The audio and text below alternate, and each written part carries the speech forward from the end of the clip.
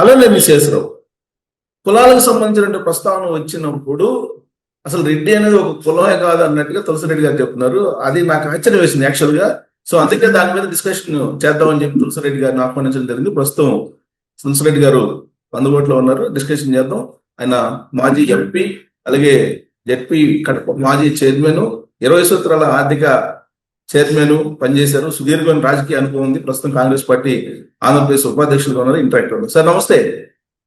నమస్తే. నమస్తే సార్. మీరు అన్నటువంటి వ్యాఖ్యలు ఏవైతే ఉన్నాయో నాకే ఆశ్చర్యం గురి చేసినాయి. ప్లస్ నాకు ఒక విశ్వాసం ఉంది మీ మీద. దాని వెనక సైంటిఫిక్ గా రీజన్ లేకుండా మీరు అనరు అని చెప్పి, అసలు రెడ్డి అనేది కులమే కాదని చెప్పి మీరు అంటాం అనేది నాకు ఆశ్చర్యం కలిగించింది. నిజమేనా? వాస్తవం. నాది ఎస్ఎస్ఎల్సి సర్టిఫికేట్. ఎస్ఎస్ఎల్సి 1968 లో. అప్పుడు నాది ఎస్ఎస్సి కాదు, SSLC secondary school leaving certificate, 11వ తరగతి. దీంట్లో ఇది క్లారిటీగా మరి కనిపిస్తుందో లేదో, నేషనాలిటీ కనపడుతుందో లేదో మరి. కనిపిస్తుంది సార్, కొంచెం కనిపిస్తుంది. నేషనాలిటీ ఇండియన్, రిలీజన్ హిందూ, కాపు.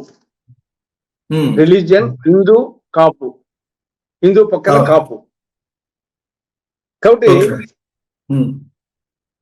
పేరులో తులసిరెడ్డి గాని క్యాస్ట్ వచ్చేసి కాపు. ఈవెన్ నేను ఉండే వీధి పేరు కూడా కాపు వీధి. ఈవెన్ నేనే కాదు, మొత్తము మరి తెలంగాణ గురించి నాకు పూర్తి తెలియదు కానీ ఆంధ్రప్రదేశ్ సంబంధించిన వరకు నీలం సంజీవరెడ్డి కాపు, కోట్ల విజయభాస్కర్ రెడ్డి కాపు, రాజశేఖర రెడ్డి కాపు. కన్వర్టెడ్ క్రిస్టియన్ కానీ అది మామూలుగా సర్టిఫికేట్ ప్రకారం వచ్చేసి రాజశేఖర రెడ్డి కాపు, జగన్మోహన్ రెడ్డి కాపు, కిరణ్ కుమార్ రెడ్డి కాపు, నెదిరిమల్లి జనార్దన్ రెడ్డి కాపు, బ్రహ్మాంతి రెడ్డికి తెలియదు కానీ బ్రహ్మాంతి రెడ్డికి నాకు తెలిసి ఆయన కూడా కాపే. ఇక రాయలసీమ, నెల్లూరు ప్రకారం ఈ ప్రాంతం అంతా రెడ్లు అని అనుకునే వాళ్ళందరూ, అంటే మిగతా క్యాస్ట్ కూడా రెడ్లు ఉన్నారు. ఈవెన్ జనరల్ గా రెడ్లు అని అనుకునే వాళ్ళందరూ కూడా వాళ్ళ సర్టిఫికెట్ లో కాపు అని ఉంటుంది. రెడ్డి అనేది నెల్లూరు బెజవాడ గోపాల్ రెడ్డి గారు ఉన్నారు. అవును, వాళ్ళు కూడా నాకు తెలిసి కాపునే. బెజవాడ గోపాల్ రెడ్డి, నెదురుమల్లి జనార్దన్ రెడ్డి. అక్కడ ఏమన్నా కోస్తా వరకు కొంచెంగా పూర్తిగా గుంటూరు ప్రాంతం, నాకు అక్కడ కూడా వచ్చేసి కాపునే.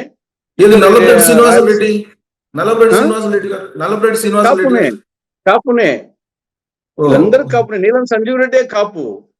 మనం ఎందుకంటే ఎందుకు వచ్చిందంటే, జనరల్ గా మన రాష్ట్రంలో అభిప్రాయం ఉందంటే, ఇంతవరకు అయిన ముఖ్యమంత్రులందరూ రెడ్లు అయ్యారు, కమ్మ అయ్యారు, కాపు కాలేదు, కాపు కావాలా అనేది ఒక వాతావరణం వచ్చేసి ఒక అభిప్రాయం ఉంది.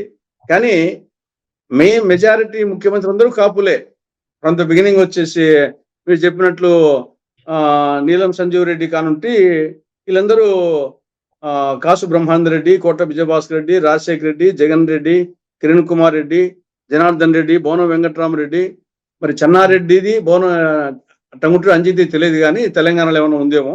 ఇక్కడంతా పేరు రెడ్డి ఉంటుంది కానీ కాపునే. మొత్తం సర్టిఫికేట్స్ అన్ని కాపునే ఉంటాయి, రెడ్డి అనేది ఉండదు. ఈవెన్ రెడ్డి అనేది ఎందుకు టైటిల్ అంటున్నా అంటే, వేరే క్యాస్ట్ చాలా క్యాస్ట్ ఇప్పుడు వచ్చేసి కమ్మ. మదనపల్లిలో కమ్మ. మాకు వచ్చేసి నేను ఎంబీబీఎస్ చదివేటప్పుడే మాకు ఆప్థాల్మిక్ ప్రొఫెసర్ వచ్చేసి రెడ్డప్పరెడ్డి. మాకు ఆప్థాల్, నేను ఎంబీబీఎస్ తిరుపతి చదివేటప్పుడే రెడ్డప్పరెడ్డి. కానీ ఆయన కమ్మ, మదనపల్లి అయింది కమ్మ వాళ్ళు, కానీ పేరు రెడ్డప్పరెడ్డి. ఈవెన్ నీలం సంజీవ్ రెడ్డికి అప్పుడు పిఎల్ సంజీవ్ రెడ్డి అని చెప్పేసి కలెక్టర్ ఉన్నారు, పేరు వినంటారు, పిఎల్ సంజీవ్ రెడ్డి అని, చాలా ఫేమస్ కలెక్టర్. ఆయన యాక్చువల్ గా కమ్మ. ఆయనకు ఆ పేరు ఎందుకు పెట్టినారంటే, వాళ్ళ ఫాదర్ నీలం సంజీవ్ రెడ్డిలకు ముఖ్యం అని చెప్పేసి ఆ పేరుతో వాళ్ళ కొడుకు వచ్చేసి సంజీవ్ రెడ్డి అని పేరు పెట్టుకున్నాడు. వాళ్ళ తర్వాత ఈవెన్ నేను జిల్లా పరిషత్ చైర్మన్గా ఉన్నప్పుడు నా జెడ్పీటీసీ మైదుకూరు జెడ్పీటీసీ, కడప జిల్లా మైదుకూరు జెడ్పీటీసీ, ఆయన పేరు పెద్దిరెడ్డి. ఆయన బలిజ. ఆయన నేను జెడ్పీ చైర్మన్గా ఉన్నాను, ఆయన మైదుకూరు జెడ్పీటీసీ, పేరు పెద్దిరెడ్డి, కానీ ఆయన వచ్చేసి బలిజ. ఇప్పుడు రాజశేఖర రెడ్డి గారి సమాధి ఉండేది వచ్చేసి ఇరపలపై ఇరండగట్టుపల్ల, అక్కడందరూ ఆ విలేజ్ వచ్చేసి బలిజా క్యాస్ట్. కానీ వాళ్ళందరూ రెడ్డి పెట్టుకుంటారు. పెద్ద సుబ్బారెడ్డి, చిన్న సుబ్బారెడ్డి, విశ్వనాథ్ రెడ్డి, పుండరీకాక్షరెడ్డి, చలమారెడ్డి, ఇట్లా మొత్తం పేర్లని రెడ్డి పెట్టుకుంటారు. ఇప్పుడు రఘువీరారెడ్డి వచ్చేసి కురబా. గీతారెడ్డి అంటే బహుశా వచ్చేసి వాళ్ళ భర్త SC. పేరు మీద ఏమైనా వచ్చిందో అది కొంచెం.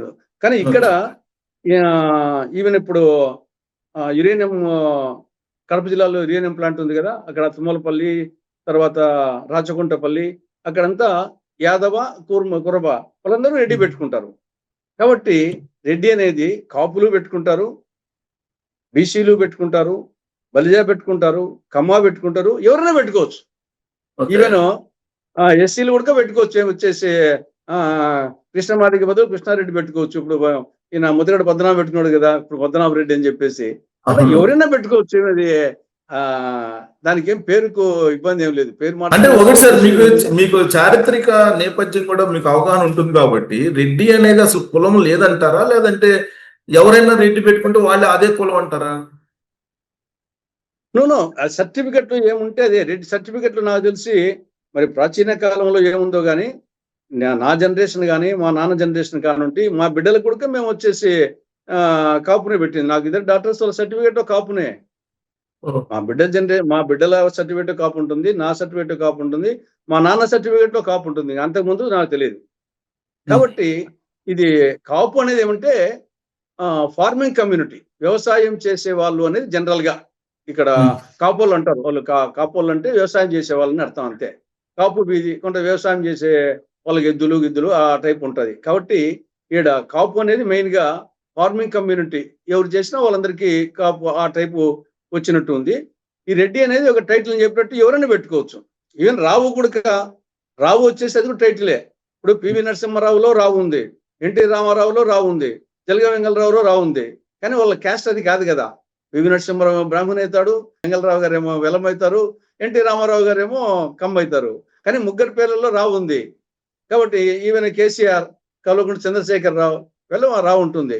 కాబట్టి పేరుకు కులానికి సంబంధం ఉండదు. ఎవరైనా ఏ పేరు పెట్టుకోవచ్చు. సర్టిఫికెట్ లో ఏముంటుందో అదే ప్రామాణికం. కాబట్టి రాయలసీమ ప్రాంతంలో ఈ రెడ్లు అనుకునే వాళ్ళందరూ వాళ్ళ సర్టిఫికెట్ ప్రకారము కాపులే.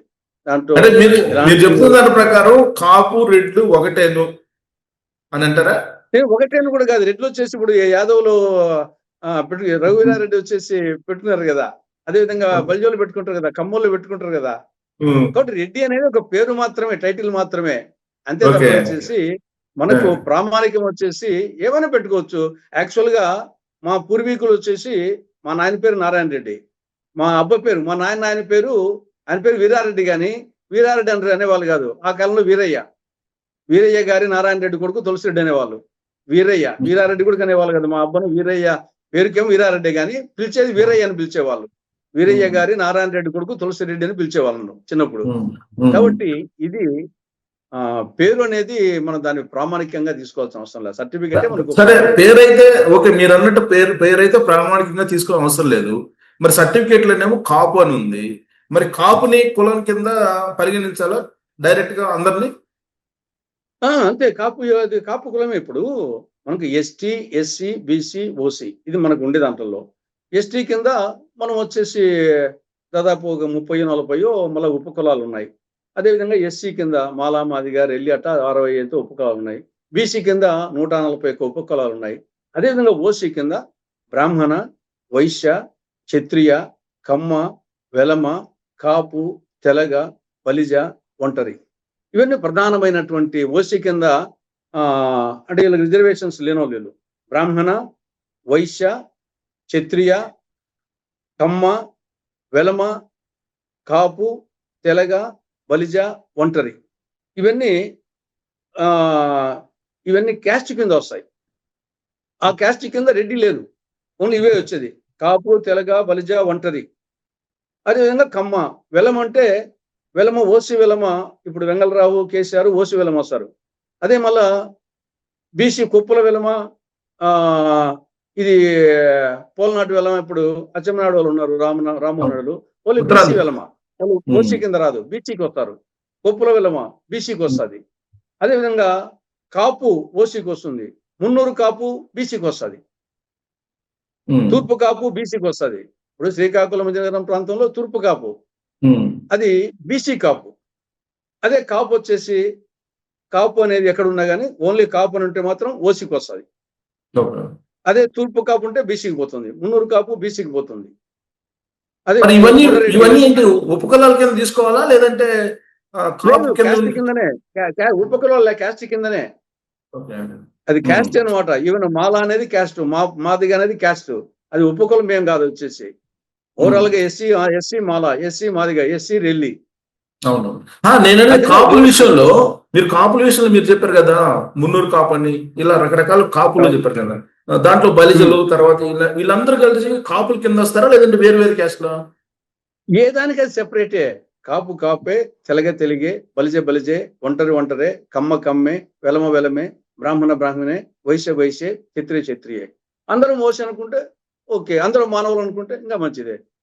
ఇక్కడ ఇప్పుడు ఓసీలంతా మనంతా ఒకటే అనుకుంటే జనరల్ గా ఏముందంటే కాపు తెలగ బలిజ ఒంటరి అనే ఒక స్లోగన్ ఉంది. అవును. అది ఎలాబరేట్ చేస్తే ఓసీలంతా ఒకటి, అది ఇంకా ఎలాబరేట్ చేస్తే మానవులంతా ఒకటి, మొత్తం అనుకుంటే ఇంకా చాలా బ్రహ్మాండంగా ఉంటుంది ఆ ఫీలింగ్ వస్తే. ఆ ఫీలింగ్ అది రాకుండా పోయి ఇది డివిజన్ కోసం ఉపయోగించుకుంటున్నారు. అందరము సమైక్యం కోసం ఉపయోగించుకుంటే చాలా సంతోషము. ఇది సమైక్యత కోసం ఉపయోగించుకోవడంలే, దీన్ని వచ్చేసి ఓట్ల కోసం అనే యాంగిల్లో మేము ఇంతమంది ఉన్నాం అనే యాంగిల్ తీసుకుంటున్నారు. కాబట్టి అప్పుడు యాక్చువల్ గా చెప్పాల్సి వస్తుంది. ఇప్పుడు నేను ఇంకోటి ఏంటంటే సార్, ఈ మధ్యకాలంలో ఉత్తరగడ పద్మనాభరెడ్డి గారు ఏమన్నారంటే కట్టుబట్టలతో కాపుల్ని పంపించేస్తున్నారు అని చెప్పి అంబటి రాంబాబు గారు అరెస్ట్ సందర్భంగా అన్నారు. అంటే కాపు ఇప్పుడు ఎవరు కాపు కాదు. ఇప్పుడు అంబటి రాంబాబు ముగ్గురు కూతుర్లేమో ఆయనకు, ఇద్దరు కూతుళ్ళు, ఇద్దరు అల్లుళ్ళు కమ్మ. ఆయన ఇంట్లో ఆయన కొడుకులు లేరు, నేను చదివిన బట్టి కొడుకులు లేరు, ముగ్గురు కూతుళ్ళే. ముగ్గురు కూతుళ్ళు వచ్చేసి ఇద్దరు కూతుళ్ళకు వాళ్ళ భర్తలు వచ్చేసి కమ్మ. దాని ఏమన్నా ఇంకా వాళ్ళ కుటుంబంలో లేదన్నప్పుడు దేనికి వచ్చేసి ఇప్పుడు అదే విధంగా వంగబెట్టి మోహన్ రంగా సతీమణి వంగబెట్టి రత్నకుమారి ఏ కాస్ట్యూమ్. తర్వాత ఈవెన్ నేను రెడ్డి, నా మిస్సెస్ వచ్చేసి తమిళియన్. నేను రెడ్డి, నా మిస్సెస్ వచ్చేసి ఆవిడ మొదలయ్యారు తమిళియన్. కాబట్టి ఇవన్నీ ఒక విశాల దృక్పథంతో ఆలోచిస్తే ఇవన్నీ వేమన ఎప్పుడో చెప్పాడు. కులము గలవారు, గోత్రంబు కలవారు, విద్య చేత విర్రవీగువారు, పసిడి కల్గువాని బానిస పొడుకులు విశ్వదాభిరామ వినరవేమ. కులము లేనివాడు కలిమిచే వెలయును, కలిమి లేని నాడు కులము దిగును, కులము కన్న ఎన్న కలిమి ప్రధానంబు విశ్వదాభిరామ వినరవేమని 350 సంవత్సరాల క్రితమే నేను ఈ సమాజాన్ని శాసించేది కలిమి గాని కులము కాదని చెప్పేసి, ఇప్పుడు కాదు ఎప్పుడో 350 సంవత్సరాల క్రితమే చిన్న పద్యాల్లో చాలకలతో కొట్టినాడు. కానీ అది చాలా బాగుంది. వేమన శతకాలు చదివితే మొత్తం తెలిసిపోతుంది, జ్ఞానం అంతా వచ్చేస్తుంది. కానీ జగన్మోహన్ రెడ్డి గారు ఈ ఇష్యూల్ని కుల ప్రాతిపదికన చూస్తున్నారు కదా. కాపులను అరెస్ట్ చేస్తున్నారు, లేదంటే జోగి రమేష్ ని బీసీలను అరెస్ట్ చేస్తున్నారు, ఈ కోణంలో తీసుకెళ్తున్నారు కదా. అది కరెక్ట్ కాదు. ఎవరు తీసుకున్నా, జగన్మోహన్ రెడ్డి తీసుకుపోయినా, నేను తీసుకొచ్చినా, మీరు తీసుకొచ్చినా, ఇంకోరు తీసుకొచ్చినా, అసలు ఒక నాయకుడు అనేవాడు, ఒక పార్టీ అనేవాడు అందరి వాడుగా ఉండాల. ఒక పార్టీ అందరి పార్టీ, అది వచ్చేసి అదే విధంగా నాయకుడు అందరి వాడుగా ఉండాల. కొందరి పార్టీగా మారితే తాత్కాలికంగా ఏదోలకు మేలు కలగవచ్చునేమో కానీ అది లాంగ్ రన్ లో వచ్చేసి నష్టం జరుగుతుంది. ఒక పార్టీ నాయకుడు వచ్చేసి నేనే ఉన్నాను, ఈయన రెడ్డి పిచ్చి ఎక్కువగా ఉందంటే మిగతా వాళ్ళందరూ దూరం అవుతారు. నాకు ఎంతమంది ఉంటారు రెడ్లు? ఈవెన్ మెజారిటీ ఉండే నియోజకవర్గాల్లో కూడా 20-25% కంటే ఉండరు. మిగతా వచ్చేసి ఎస్సీలు, ఎస్టీలు, బీసీలు, అదర్ ఓసీలు 75-80% ఉంటారు, ఎక్కువ ప్రిడామినెంట్. కాబట్టి ఈయన రెడ్డి పిచ్చి రేపు వచ్చేసి టీడీపీ తరఫున రెడ్డి నిలబడతాడు, వైకాపా తరఫున రెడ్డి నిలబడతాడు. కానీ రెడ్డి పిచ్చి ఉండేవానికి మిగతా వాళ్ళు దూరం అవుతారు. నష్టం ఎవరికి? రెడ్డి పిచ్చి ఉండే వాళ్ళకి నష్టం. కాబట్టి అది ఎగ్జాంపుల్ రెడ్డి చెప్తున్నాను. ఎవరికైనా సరే పిచ్చి ముదిరితే మిగతా వాళ్ళు దూరం అవుతారు. మిగతా వాళ్ళు దూరం అయితే నష్టం. అది తాత్కాలికంగా కొంత ఉండొచ్చు. కానీ సార్, మీరు 50 సంవత్సరాల నుంచి రాజకీయాల్లో ఉన్నారు, చురుకైన రాజకీయాల్లో. ఈ మధ్య కాలంలో వస్తున్నంత కులాలకు సంబంధించిన ప్రస్తావన గతంలో ఎప్పుడైనా వచ్చిందా? ఇటీవల మరి ఎక్కువ అయిపోయింది. వచ్చేసి మనకు ఇక్కడ ఈవెన్ తెలంగాణతో పోలిస్తే మన రాష్ట్రంలోనే ఈ పిచ్చి మరీ ముదిరింది అనిపిస్తుంది. ఎక్కువ సామాన్యుల కంటే ఎడ్యుకేటర్లో ఈ పిచ్చి ఎక్కువ ఉంది. రాజకీయ నాయకుల్లో ఎడ్యుకేటర్లో సామాన్యుల్లో వచ్చేసి ఏ నాయకుని వాళ్ళ పక్కన వాళ్ళు చూసినా కానీ అదర్ క్యాస్ట్ ఉంటారు. ఒక నాయకుని పిఏ కానీ పిఎస్ కానీ వాళ్ళ అటెండర్ కానీ డ్రైవర్లు కానీ చూస్తే వాళ్ళందరూ రకరకాల కులస్తులు ఉంటారు. సపోజ్ నేను ఒక కాపు నాయకుడు, నేనే ఉన్నాను. నా డ్రైవర్ వచ్చేసి వినయ్ బలిజ క్యాస్టు, నా పిఏ వచ్చేసి ఉత్తన్న బీసీ క్యాస్టు. నేనే కాదు, ఆ విధంగా వచ్చేసి చాలా మంది నాయకులు, ఈవెన్ ముఖ్యమంత్రులు కానీ మంత్రులు కానీ ఎమ్మెల్యేలు కానీ వాళ్ళ సరౌండింగ్ తీస్తే రకరకాల క్యాస్టులు, రకరకాల ఈవెన్ రిలీజియన్స్ కూడా మొహమ్మదీలు ఉంటారు, క్రిస్టియన్స్ ఉంటారు, హిందువుల ఎమ్మెల్యేలకు హిందువుల నాయకుల పక్కన. అవన్నీ మన దినచర్య అంతా స్టార్టింగ్ మన అందరితో కలిసి ఉంటుంది. కానీ అది ఎందుకో వచ్చేసి ఆ పిచ్చి తెలియకుండా ఎడ్యుకేటర్లు ఇటీవల ఎక్కువైపోయి, రాజకీయ నాయకులు ఎక్కువైపోయి దీన్ని ఓట్ల యాంగిల్లో చూస్తున్నారు. అంటే ఆ ఓట్లైనా సాలిడ్గా పడతాయి కదా అని. ఆ ఓట్లు సాలిడ్గా పడతాయి అనే నేపథ్యంలో అది తాత్కాలికంగా బెనిఫిట్ ఉండొచ్చు, కానీ తర్వాత వచ్చేసి అది లాంగ్ రన్ లో వచ్చేసి నష్టం కలిగిస్తుంది అనేది చాలా మంది అర్థం చేసుకోకుండా ఆ షార్ట్ రన్ బెనిఫిట్ కోసం వచ్చేసి ప్రాకులాడుతూ సమాజంలో ఇది ఎట్లుంటుందంటే, ఇప్పుడు ఈవెన్ రెడ్డి క్యాస్ట్ కాకుండా కానీ ఇద్దరు రెడ్లే కంటెస్ట్ చేస్తారనుకున్నాం. ఇద్దరు రెడ్లు కంటెస్ట్ చేసినప్పుడు ఫర్ ఎగ్జాంపుల్ మైదుకూరు కాన్స్టిట్యూన్స్ ఉంది కడప జిల్లాలో. మైదుకూరు కాన్స్టిట్యూన్స్ లో రెడ్డి నాన్ రెడ్డి కంటెస్ట్ చేసినప్పుడు రెడ్డి ఫీలింగ్ తెప్పిస్తారు. కొంత ఆ పక్క వచ్చేసి నాన్ రెడ్డిస్ అందరూ బలిజ యాదవ వాళ్ళందరూ ఏకమవుతారు. ఇద్దరు రెడ్లే కంటెస్ట్ చేశారనుకోండి, అప్పుడు పోకనాటి పెడకంటి ఫీలింగ్ తెప్పిస్తారు. పోకనాటి రెడ్డి పెడకంటి రెడ్డి, ఎందుకంటే ఆ నియోజకవర్గంలో పోకనాటి రెడ్డి ఎక్కువ, పెడకంటి రెడ్డి తక్కువ ఉంటారు కాబట్టి ఆ ఫీలింగ్ తీపిస్తారు. అదే ఆ పక్కన ప్రత్యర్థి రెడ్డి కాకుండా ఉంటే నాన్ రెడ్డి అయితే కదా అప్పుడు రెడ్డి ఫీలింగ్, అప్పుడు పోకనాటి పెడకంటి రాదు, మనం రెడ్లందరం ఒకట్రా అంటారు. అది ఆ విధంగా వచ్చేసి రాజకీయ నాయకుడు ఓట్ల కోసం వచ్చేసి తాత్కాలిక బెనిఫిట్ కోసము ఇది ఉపయోగించుకుంటాడు. అయినప్పటికీ ఫర్ ఎగ్జాంపుల్ బద్వేల్ నియోజకవర్గం ఉంది, బద్వేల్ వీరారెడ్డి మీకు కూడా తెలుసు, పవర్ఫుల్ లీడరు, ఆయన మినిస్టర్ గా ఉన్నాడు, పవర్ఫుల్ లీడరు. ఆడ రెడ్డి నియోజకవర్గం, రెడ్డి ఎక్కువ ఉంటారు బద్వేల్ నియోజకవర్గంలో. తర్వాత ఆయన పవర్ఫుల్ లీడరు అయినా కానీ ఒక బ్రాహ్మణు 2 మాటలు ఓడించాడు. ఆయన బ్రాహ్మణ్ వచ్చేసి ఆయన 2 మాటలు ఓడించాడు. ఎందుకు ఓడించాడంటే ఈ రెడ్డి ఫీలింగ్ ఎక్కువైతేకల్లా నాన్ రెడ్డిస్ అందరూ బలిజ బీసీలు మిగతా అందరూ వచ్చేసి బ్రాహ్మణ్ వచ్చేసి ఆడ 0.01% కూడా లేరు, 0.01% కూడా లేరు. అటువంటిది 20 to 30% రెడ్డిస్ ఉండే నియోజకవర్గంలో పవర్ఫుల్ లీడర్ను ఒక బ్రాహ్మణ్ ఓడించారంటే శివరామకృష్ణయ్య అని. కారణం వచ్చేసి ఈ ఫీలింగ్ ఎక్కువైతేకల్లా మిగతా లేకమవుతారు. కాబట్టి ఎవరికైనా నష్టం వచ్చేసి అది సమాజానికి మంచిది కాదు, పార్టీకి మంచిది కాదు, లీడర్కు మంచిది కాదు. ఇప్పుడు మనం పుట్టినప్పటి నుంచి పుట్టేటప్పుడు చేసే కార్యక్రమాల దగ్గర నుంచి శుభకార్యాల దగ్గర నుంచి చావు కార్యక్రమాల వరకు అన్ని క్యాస్ట్లు ఉంటే చేస్తుంటారు. అంతే, ఎవరి క్యాస్ట్ కి సంబంధించి ఆ క్యాస్ట్ ఇవాళ కూడా దహనం చేసేటప్పుడు ఎవరు చేస్తారు, తర్వాత గంట కొట్టేటప్పుడు శంకు ఊదేటప్పుడు రకరకాల క్యాస్ట్ తోటి చేస్తుంటారు కదా అందరు. కానీ ఈ రాజకీయ నాయకులు సార్ ఇప్పుడు కేవలం రాజకీయాల కోసమే కులాలు చిచ్చు రేపుతున్నారా? అంతే, 100% వచ్చేసి రాజకీయం కోసమే తప్ప. మనకు దానవీర సూర్యకర్ణలో అది ఒక్కటి చాలు.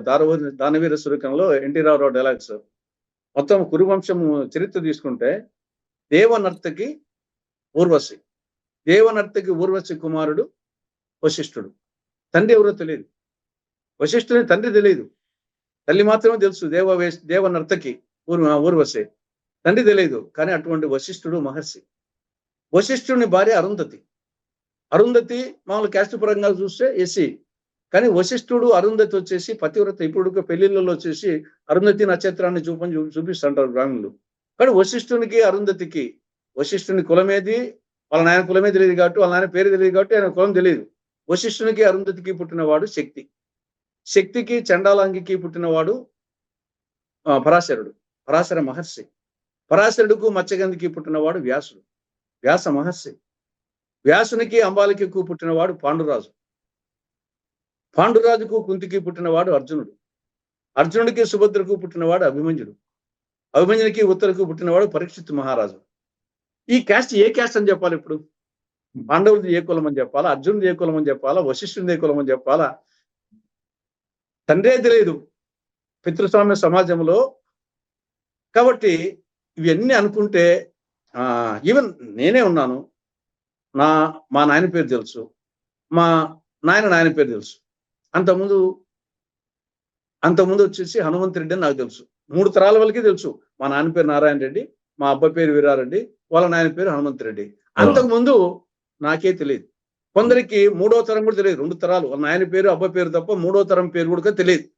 అంటే మీ యొక్క వంశవృక్షమే నీకు తెలియనప్పుడు, నీ యొక్క వంశవృక్షమే తెలియనప్పుడు నీకు కులవృక్షం ఏం తెలుసు? నీకుగా నీ వంశవృక్షమే తెలియదు. నీ వంశవృక్షం తెలియనప్పుడు మీ ముత్తబ్బ ఏ కులమో తెలియనప్పుడు నాది వచ్చేసి ఏదో పర్ఫెక్ట్ నా కులం అని చెప్పేసి చెప్పుకునే దాంట్లో అర్థమేముంది? కాబట్టి ఈ సమాజం వచ్చేసి మనం ఇంత ఆధునిక యుగంలో అజ్ఞానం వైపు వెళ్తున్నాం అనే దానికి మీరు చెప్పిన నిదర్శనాలు ఇవన్నీ కూడా. అందరికీ బోధించి ప్రవచనాలు చెప్పేటువంటి చిన్నజీయ స్వామి లాంటి వాళ్ళు కూడా ఈ మధ్య మళ్ళీ కొత్త డైలాగులు తీసుకొచ్చాడు ఆయన. శివలింగం ఉంటే శ్మశానం ఉన్నట్టే, మీ ఇంట్లో శివలింగం ఉంటే శ్మశానం ఉన్నట్టే అంటాడు ఆయన. ఈ గొడవ ఏంటో అర్థం కావట్లేదు. మళ్ళా ఇప్పుడు కొత్తగా లేపాడు ఆయన. ఓవరాల్ గా వెరితలు వేస్తా ఉంది విజ్ఞానం వచ్చేసి, వెరితలు వేసి ఓవరాల్ గా. మొన్న నేను సునీత విలియమ్స్ అనుకుంటా అంతరిక్షం నుండి ఆవిడ ఈ యొక్క భూగ్రహాన్ని చూసినప్పుడు అసలు దేశాల సరిహద్దులు ఏంటి నాకు అర్థమే కావడం లేదు. నేను అంతరిక్షం నుండి చూసినప్పుడు భూమి నవగ్రహాల్లో సూర్యుడు సౌర కుటుంబంలో ఒక భూమి, ఒక గ్రహం సూర్యుని చుట్టూ పరిభ్రమించేది. దీంట్లో మళ్ళా ఖండాలేంటో, దేశాలేంటో, దేశాల కోసం సరిహద్దుల కోసం యుద్ధాలేంటో నాకు పైనుండి చూస్తే చాలా బాధేసిందని చెప్పేసి చెప్పింది ఆవిడ. నిజం అది యాక్చువల్గా అనుకుంటే. పైకి పోయి చూస్తే ఒక చిన్నది యొక్క సౌర కుటుంబంలో సూర్యుడు, సూర్యుడు చుట్టూ నవగ్రహాలు బుధుడు, శుక్రుడు, భూమి, కుజుడు, అంగారకుడు, బృహస్పతి, యురేనస్, నెప్ట్యూను, ప్లూటో. దీనికి సూర్యునికి భూమికి మధ్య దూరమే 15 కోట్ల కిలోమీటర్లు. ఇంకా లాస్ట్ ఉండే ప్లూటోకు సూర్యునికి మధ్య దూరం వచ్చేసి 450 కోట్ల కిలోమీటర్లు. ఇటువంటి ఒక సౌర కుటుంబం ఈ అనంత విశ్వంలో కొన్ని వేల కోట్లు ఉన్నాయంట. ఈ అనంత విశ్వంలో ఈ సౌర కుటుంబాలు లాంటివి కొన్ని వేల కోట్లు ఉన్నాయంట. ఇది అనంత విశ్వం, భగవద్గీతలో కృష్ణ భగవానుడు చెప్పినట్లు. కాబట్టి ఈ యొక్క అనంత విశ్వంలో సౌర కుటుంబం చిన్నదనుకుంటే, సౌర కుటుంబంలో భూగోళము మరీ చిన్నదనుకుంటే, ఆ భూగోళంలో ఒక ఖండం ఏంటి, ఒక దేశం ఏంటి, ఒక రాష్ట్రం ఏంటి, ఒక జిల్లా, నా భూమి, నా యొక్క పొలము. భగవద్గీతలో ఏం చెప్తాడు? ఈ రోజు నువ్వు అనుకున్నది, నువ్వు ఉన్న ఇల్లు కానీ నీ భూమి కానీ గతంలో ఎంతో మంది నాదనుకునే వాళ్ళే, రేపు తర్వాత ఎంతో మంది నాదనుకునే వాళ్ళే అని ఇవన్నీ అనుకుంటే మానవుడు వచ్చేసి తెలివి మీరే కొద్దీ అజ్ఞానం ఎక్కువైపోతుంది అనిపిస్తా ఉంది. కానీ చిన్న జియర్ లాంటి వాళ్ళు ఇప్పుడు సరే మిగతా వాళ్ళు ఎవరన్నా అన్నా కానీ ఓకే, జియర్ లాంటి వాళ్ళు ఆయన ఆదిశంకరాచార్యుడు వైష్ణవుడు అంటాడు, శివలింగం ఉంటే శ్మశానం అంటాడు. ఏంటి ఇది? ఆదిశంకరాచార్యుని వైష్ణవుడు మళ్ళా వైష్ణవ శైవం తీసుకొస్తున్నారా? ఇప్పుడు అన్ని మతాల్లో మనం చూస్తే ఈ యొక్క శైవులు వైష్ణవులకు 300 సంవత్సరాల పాటు భీకర యుద్ధం జరిగింది. ఇప్పుడు పల్నాటి యుద్ధం వచ్చేసి కేవలము నాయకురాలు నాగమ్మ బ్రహ్మనాయుడుకు జరిగింది. కేవలం వచ్చేసి రాజ్యం కోసం కాదు, శైవులు వైష్ణవులు. ఈవిడేమో శైవ మతం పల్నాటి నాగమ్మ, బ్రహ్మనాయుడేమో వైశ్యుడు. దానికి 300 సంవత్సరాల పాటు వాళ్ళిద్దరికీ కాదు ఆ యుద్ధం జరిగింది. పోనీ మిగతా మతాలు లేదా? ఇప్పుడు మనం చూస్తున్నాము మహమ్మదీయులు, ముస్లిమ్స్ లో షియాలు సున్నీలు కొట్టుకుంటా ఉన్నారు. వచ్చేసి షియాలు సున్నీలకు ఉన్నంత వైరుధ్యం వచ్చేసి మిగతా దేంట్లో అంతకన్నా ఎక్కువగా అన్నిటికంటే. తర్వాత క్రైస్తవుల్లో ప్రొటెస్టెంట్లు, క్యాథలిక్కులు, తర్వాత బౌద్ధ మతంలో హీనయానము, మహాయానము, జైన మతంలో దిగంబర్లు, శ్వేతంబర్లు. కాబట్టి ఇదంతా మరి ఈ యొక్క మతాలు లేని సమాజం లేదా? కొన్ని ఈ అన్ని మతాల్లోకెల్లా కొంత హిందూ మతము చాలా ప్రాచీనమైనది అనుకుంటాం. ప్రాచీనమైన హిందూ మతం కూడా వేదకాలం నుండి అనుకుంటే, అంతకుముందు వచ్చేసి ఈ సృష్టి వేదకాలం నుండి పుట్టిందా? ఈ ప్రకృతి ఏమైనా సృష్టి? అంతకుముందు సమాజం ఆదిమ మానవుని కానుంటి అనేక పరిణామక్రమంలో మతమే లేని సంవత్సరాలు, యుగాలు ఎన్నో ఉన్నాయి. కాబట్టి మనకు 5000 సంవత్సరాలు ఉంటే మత ప్రసక్తి నుంచి తెచ్చుకుంటున్నాం. హిందూ మతమునో, బౌద్ధ మతము, జైన మతము, తర్వాత క్రైస్తవ మతము, ఇస్లాం మతము, సిక్కు మతము, ఇవన్నీ అంతకుముందు 5,000 సంవత్సరాలకు ముందు ఈ మతాలు లేవా? ఈ మతాలు ఉన్నాయా? ఈ మతాలు లేనప్పుడు సమాజం లేదా? మనం ఆ నుండి వచ్చిన వాళ్ళమే కదా. ప్రతిదానికి ఏదో ఒకటి మూలమే ఉంటుంది కదా. మన వాళ్ళకి వాళ్ళ నాయన వాళ్ళ నాయన వాళ్ళ నాయన ఏదో మూలం ఉంటుంది కదా వచ్చేసి. కాబట్టి మానవుడు వచ్చేసి అజ్ఞానంతో వచ్చేసి ఈ మత ప్రసక్తి, కులపిచ్చితో ఎక్కువైపోయింది, వచ్చేసి ఓవర్ అయిపోయింది. మానవత్వం అనేది. పొలిటీషియన్స్ అయితే సరే, పొలిటీషియన్స్ అయితే ఏదో వాళ్ళు ఏదో ఓట్ల కోసం అనుకుంటారు. ఇప్పుడు ఈ స్వామీజీలు ఎందుకు ఎంటర్ అయినట్టు? వాళ్ళకు కూడా పొలిటికల్ మనకంటే మీరంటే మనకంటే ఎక్కువ వాళ్ళకి వచ్చేసి ఆ పిచ్చి మనకంటే ఎక్కువ. రాజకీయ నాయకులు, సామాన్యుల కంటే కూడా కొందరు స్వాములకు ఈ పిచ్చి ఎక్కువ. బీజేపీ ఎక్కించిన ఇంజెక్షన్ ఇదంతా. ఇప్పుడు సరే కొంతవరకు కావచ్చు, కానీ గతంలో కూడా ఉంది ఇది కొంత. ఇప్పుడు గతంలో కూడా ఇప్పుడు ఇక్కడ 2 రకాలు. ఇప్పుడు మనం ఏదో కులంలో పుడతాం, ఏదో మతంలో పుడతాం. నేను హిందూ అని గర్వంగా చెప్పుకుంటా, నేను కాపు అని గర్వంగా చెప్పుకుంటా. అంత మాత్రం చేత వేరే వాళ్ళని ఎందుకు ద్వేషించాలా అంటాను నేను. అది ఇప్పుడు మనము ప్రతి ఒక్కరూ ఏదో ఒక రిలీజన్ లోనో, ఏదో ఒక దేశంలోనో, ఏదో ఒక మతంలోనో, ఏదో ఒక కులంలోనో, ఏదో ఒక తల్లి గర్భంలోనో పుడతాం. అది దానికి బాధపడాల్సిన అవసరం లేదు. కానీ వేరే వాళ్ళని వచ్చేసి వేరే మతాన్ని, వేరే కులాన్ని, వేరే ప్రాంతాన్ని ఎందుకు ద్వేషించాలంట? మానవత్వం అనేది వచ్చేసి ఒక సాంగ్ కూడా ఉంది. మాయమైపోతున్నాడమ్మా మనిషి అన్నవాడు, మచ్చుకైనా లేడు చూడు మానవత్వం ఉన్నవాడు, 100కో 1,00,00,000 ఒక్కడుంటాడు, ఏడదాగున్నాడు కంటికి కనరాడని. మానవత్వం వచ్చేసి నశించిపోతుంది. దాంతో మొత్తం సమస్యలు వస్తుంది. ఇప్పుడు ఈ చిన్న కథ నేను వచ్చేసి ఒకసారి ఈనాడు పేపర్లో చదివాను. ఒక తల్లి పావురము, పిల్ల పావురము ఆహారం కోసం బయలుదేరినాయంట. తల్లి పావురము, పిల్ల పావురము పోయేటప్పుడు ఒక మసీదు దగ్గర ఘర్షణ జరుగుతోందంట. అప్పుడు ఆ పిల్ల పావురము తల్లి పావురం అడిగింది, అమ్మ ఏంది మా అక్కడ ఏదో జరుగుతుంది అని అడిగితే, అది హిందువులకు ముస్లింలకు మధ్య ఘర్షణ జరుగుతుందమ్మా, అది ఎందుకు జరుగుతుందమ్మా అన్నది. ఏం లేదమ్మా, దేవాలయానికి పోయే వాళ్ళని హిందువులు అంటారు, ఈ మానవులు, చర్చిలకు వాళ్ళు క్రైస్తవులు అంటారు, మసీదులకు వాళ్ళు ముస్లింలు అంటారు. ఇది ముస్లింలకు హిందువులకు సంబంధించినటువంటి తగాదా ఇది అంటుంది. అదేందమ్మా, మనము మొన్నటి వరకు మనము దేవాలయం పైన గుళ్ళల్లో ఉన్నాం కదా, మనం పావురాలు, మన కుటుంబం అంతా. ఈ లోపల వచ్చేసి సంక్రాంతి పండుగ వస్తే దాన్ని రిపేర్ చేసేటప్పుడు మనం పక్కనే ఉన్నటువంటి మసీదుకు పోయాము, ఆడాకొన్నాళ్ళు మనం రిసైడ్ చేశాము. మళ్ళీ ఈ లోపల రంజాన్ వస్తే వాళ్ళు శుభ్రం చేస్తుంటే మళ్ళీ చర్చికి పోయాము, ఆడాకొన్నాళ్ళు ఉన్నాము. చర్చి మళ్ళా క్రిస్మస్ వస్తే వాళ్ళు రిపేర్ చేస్తుంటే మళ్ళా గుడికి పోయాము. మనము గుడిలో ఉన్నా, మసీదులో ఉన్నా, చర్చిలో ఉన్నా పావురాలమే కదమ్మా. మనలో మార్పు లేనప్పుడు వాళ్ళు ఏడన్నా మానవులే కదమ్మా, గుడికి పోయినా చర్చికి పోయినా. అంటే అదేమ్మా మనకు వాళ్ళకి తేడా, అందుకే మనం పైన ఉన్నాము, వాళ్ళ కింద ఉన్నారు మానవులు మనకంటే అని ఆ తల్లి పావురం పిల్ల పావురం చెప్పిందంట. ఆ పావురాన్నకున్న బుద్ధి కూడా మానవులకు జ్ఞానం కూడా లేకపోతే అవి పావురమే. గుడిలో ఉన్నప్పుడు పావురమే, చర్చిలో ఉన్నప్పుడు పావురమే, మసీదులో ఉన్నప్పుడు పావురమే. కాబట్టి ఈ మానవులు వచ్చేసి ఎడికి పోయినా మానవుడే కదా. అదే తిండి తింటున్నాము, అదే అందరిలో ఆ రక్తమే అందరిలో. ఇప్పుడు కాదు సార్, ఇప్పుడు ఏ స్టేజ్ లో ఉన్నామంటే, మొన్న ఈ మధ్య మేడారం జాతరలో ఆ కోవా బన్ను ఏదో అమ్మడానికి రాయలసీమ కడప నుంచి ఏదో వచ్చినట్టున్నాడు అక్కడికి. అతను పట్టుకొని ఏం చేశారో మీకు చూసుంటారు ఆ వీడియో. కోవా బన్నని మీ ఇక్కడ అమ్ముతావా, దాని ఏదో అలాలు చేసి ఇట తూతు అని ఊదా అమ్ముతున్నాడు అని చెప్పేసి పెద్ద గొడవ చేశారు. అదే ఇవన్నీ సెంటిమెంట్లు చూసుకొని కొందరు వచ్చేసి ఈ సోషల్ మీడియా ఒకటి దీనికి తోడు బాగా యాడ్ అయిపోయింది. గతంలో ప్రింట్ మీడియా ఉన్నప్పుడు ఈవెన్ పార్లమెంట్ లో మాట్లాడినటువంటి అన్పార్లమెంటరీ వర్డ్స్ కూడా వచ్చేటి కాదు. ఒకవేళ మీడియా కూడా ఎవరన్నా ప్రెస్ మీటింగ్ లో అన్పార్లమెంటరీ వర్డ్స్ వానే వచ్చేటి కాదు. ఇప్పుడు ఈ సోషల్ మీడియా, ఎలక్ట్రానిక్ మీడియా వచ్చిన తర్వాత పోతున్నాయి. ఇంకా పోయి వాళ్ళ గురించి చర్చ పెట్టేకల్లా మిగతా వాళ్ళు కొంత తయారవుతున్నారు. ఈ యూత్ కూడా వచ్చేసి కొంత ఆకర్షితులవుతున్నారు. కాబట్టి సొసైటీ చాలా అయినప్పటికీ ఇంకా సొసైటీ ఉంది అంటే మన సంస్కృతి సాంప్రదాయాలు ఇంకా కాపాడుతున్నాయి. కాబట్టి మనము రామాయణ విషవృక్షం ఉంది, రామాయణ కల్పవృక్షం ఉంది.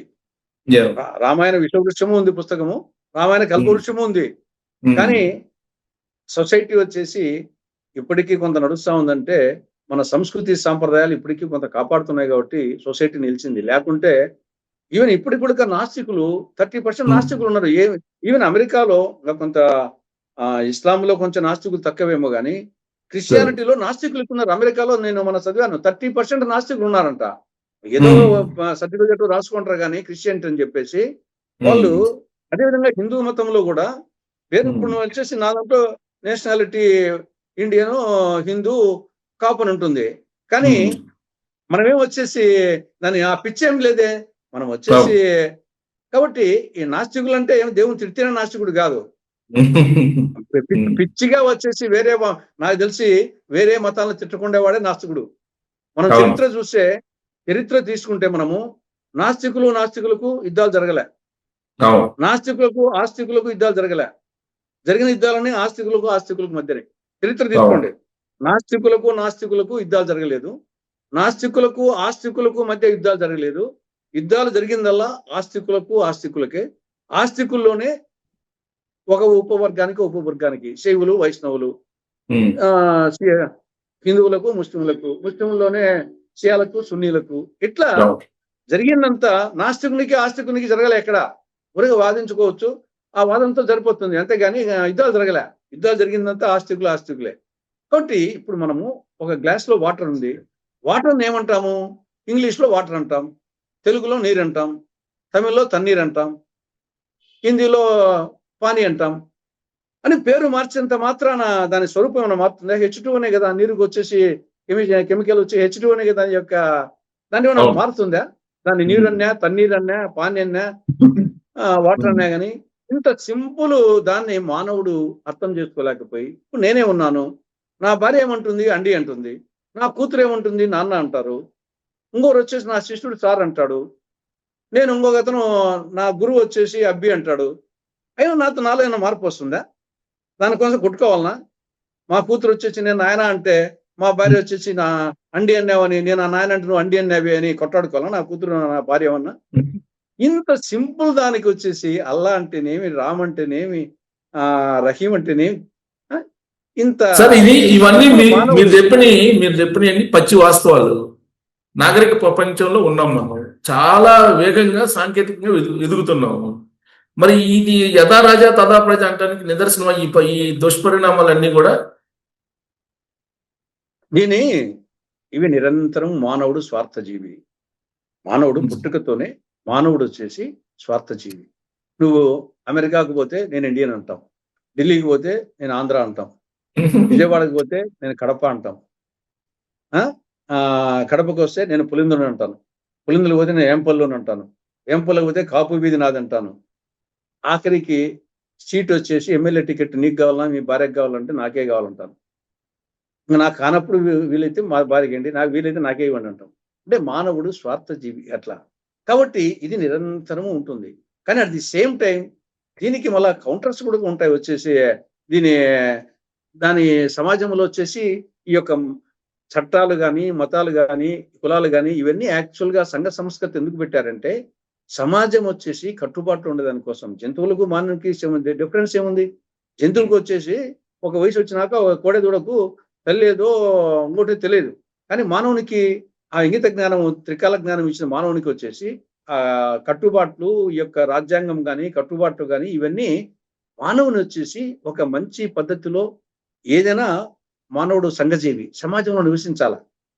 సంఘజీవిగా ఉన్నప్పుడు కొన్ని కట్టుబాట్లు, అది రాజ్యాంగం పరంగా వచ్చిన కట్టుబాట్ల, చట్టపరంగా వచ్చిన కట్టుబాట్ల, సాంప్రదాయబద్ధంగా వచ్చిన కట్టుబాట్ల, కులపరంగా వచ్చినట్ట, మతపరంగా వచ్చినట్ట, ఇవన్నీ ఫైనల్ గా మంచి కోసం సమాజంలో ఉండే మనిషిని సంఘ జీవనం వచ్చేసి సామరస్యంగా జరిగే దానికోసం పెట్టినటువంటి దీన్ని రాను వెరితెరలు వేసి కొందరు దాని స్వార్థానికి ఉపయోగించుకుని, నేను ఏ సంఘ సంస్థ కూడా మంచి కోసమే ఆలోచించి చేస్తాడు.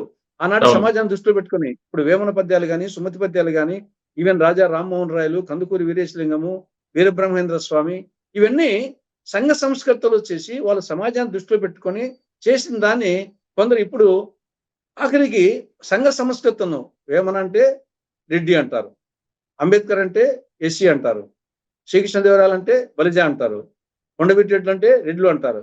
అంటే సంఘ సంస్కర్తలను కూడా ఆఖరికి ఒక కులానికి అనుభవించుకుంటున్నారు. అంబేద్కర్ రాజ్యాంగం వచ్చేసి అందరము పాటిస్తున్నారు 147 కోట్ల మంది. కానీ దాన్ని కొందరు వచ్చేసి ఎస్సీగా ఆయన భావిస్తున్నారు. ఆయన రాజ్యాంగం వచ్చేసి అందరం పాటించి. అదేవిధంగా కృష్ణదేవరాయలు సాహితీ సమరాంగణ సార్వభౌముడు, 500 సంవత్సరాల క్రితము ప్రజారాజ్యకంగా పరిపాలించినోడు. కాబట్టి ఆయన వైష్ణవుడు అయినప్పటికీ ఆయన యొక్క భువన విజయంలో తెనాలి రామలింగడు, దూర్జటి రాసిన శ్రీ కాళహస్తి మహాస్యం వచ్చేసి అది శివునికి సంబంధించింది. ఆయన వైష్ణవుడు అయినప్పటికీ తిరుమలకు పోయాడు. కాబట్టి పరమత సహనాన్ని పాటించినటువంటి మహోన్నతమైన నాయకుడు. అదేవిధంగా వచ్చేసి అంబేద్కర్ గాని, వేమన గాని కులాలు కాపాడించుకుంటు కాబట్టి శ్రీకృష్ణుడు యాదవుడు గానో, శ్రీరాముడు క్షత్రుని గానో, ఆ విధంగా వచ్చేసి సమాజం వచ్చేసి ఈ విధంగా వెర్రితెరలు వేస్తా ఉంది. ఇది వేస్తానే ఉంటుంది. దీనికి వస్తానే ఉండాలి. సార్ ఫైనల్ గా జనరల్ గా ఒక అభిప్రాయం ఏంటంటే, తెలంగాణ కేసీఆర్ లేపినటువంటి ఒక ప్రత్యేక వాదం, ఆంధ్రాలోనేమో కులవాదం ఏమో జగన్మోహన్ రెడ్డి, వీళ్ళిద్దరు కారణంగానే వెర్రి తలలు వీస్తున్నాయి అని చాలా మంది చెప్పుకుంటూ ఉంటారు. వీళ్ళ కారణంగానైనా గతంలో ఉన్నదాన్ని వీళ్ళు ఫ్లేవర్ చేశారా?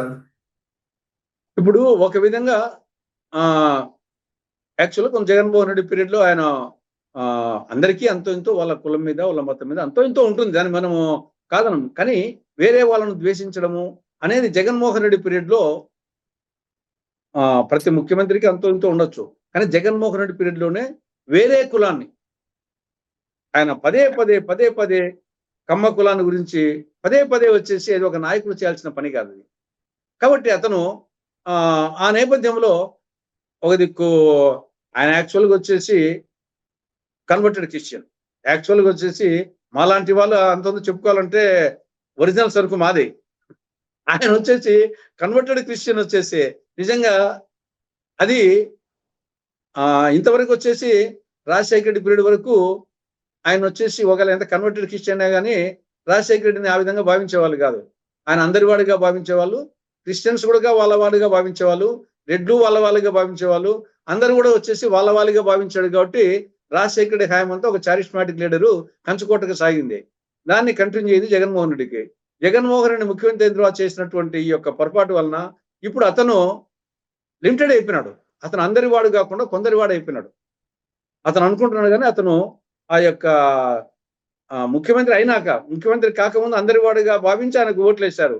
ముఖ్యమంత్రి అయిన తర్వాత కొందరి వాడు అయిపోయి, కొందరి పార్టీ అయిపోయి ఆయనకు నష్టం జరుగుతుంది. ఇది జగన్మోహన్ రెడ్డి కాదు, ఎవరికైనా జరుగుతుంది. కాబట్టి ఏ నాయకుడు కూడా అందరి కేసీఆర్ కూడా ఒక తరానికి 2-3 తరాలు సరిపడా విద్వేషాలని నింపినట్టేనా? ప్రాంతీయ విద్వేషాలు నాకు తెలిసి అప్పటికే తెలంగాణలో ఇప్పటికే తగ్గింది అనిపిస్తున్నావా నాకు.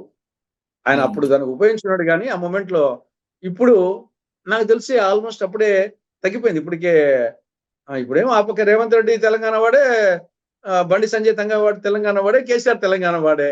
కాబట్టి అది వచ్చినప్పుడు ఈ యొక్క ప్రాంతీయ పిచ్చి ఎదుర్కొంటుందో వాళ్ళు నష్టపోతారు.